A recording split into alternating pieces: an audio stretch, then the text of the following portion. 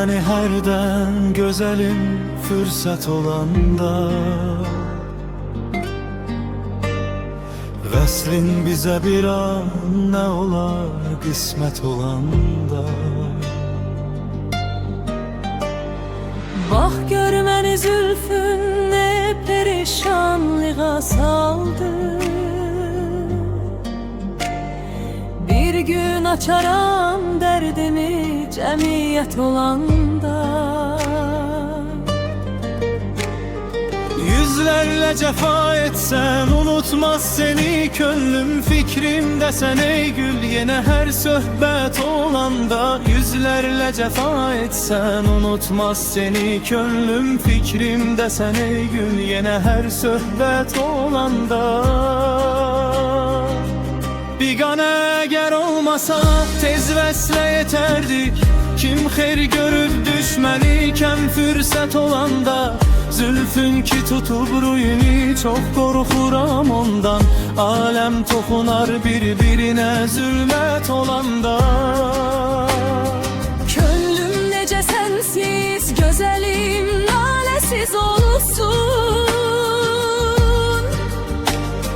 Bülbül dayanar mı gülünə həsrət olanda. Vahid hələ qarşımda böyük bir gələcək var.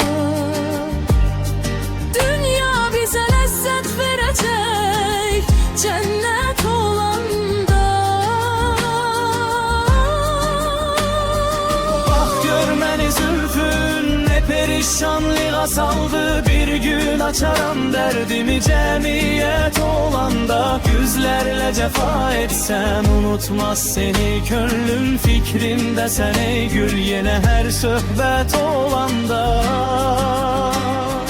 Bigane eğer olmasa tez vesle yeterdi, Kim xeyr görüb düşməni kəm fürsət olanda. zülfün ki tutub ruyini çok korkuram ondan. Alem toxunar bir-birinə zülmət olanda. Könlüm necə sensiz gözəlim naləsiz olsun. Bülbül dayanar mı gülüne həsrət olanda. Vahid hələ qarşında böyük bir gələcək var.